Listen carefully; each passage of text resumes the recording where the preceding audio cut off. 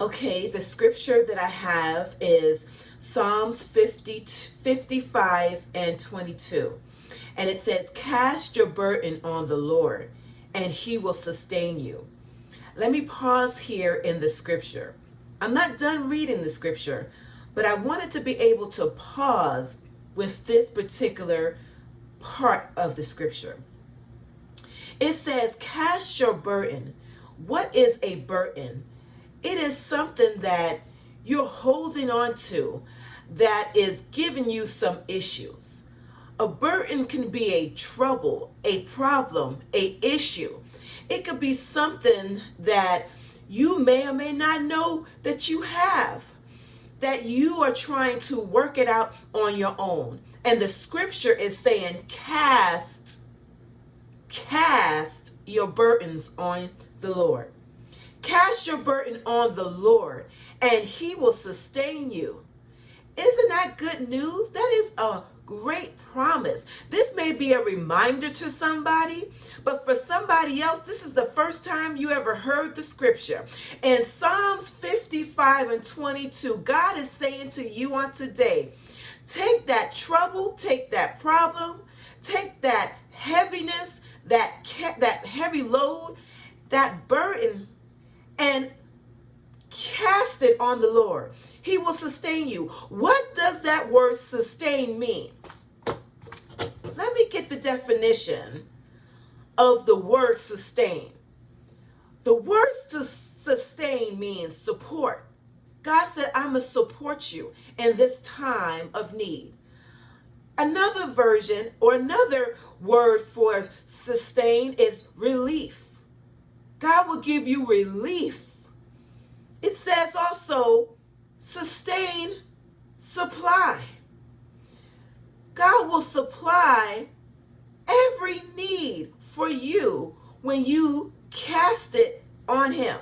See, when you're carrying it, when you're walking around with it, that is an indication that, isn't that an indication that you don't trust God? No, you're trying to fix it. No, you're trying to work it out. No, I got this, God. No, I'm going to do this. I gave you other problems that I had. I gave you other burdens, but you have not given him everything.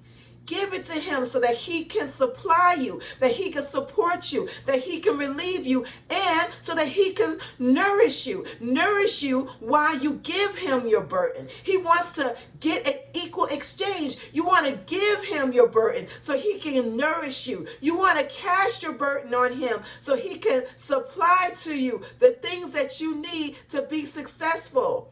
Another word for sustain is keep up. He wants you to be able to be kept up. He don't want you to be burdened down. He don't want you to be, hanging down with your head low. It also says here to keep you from falling.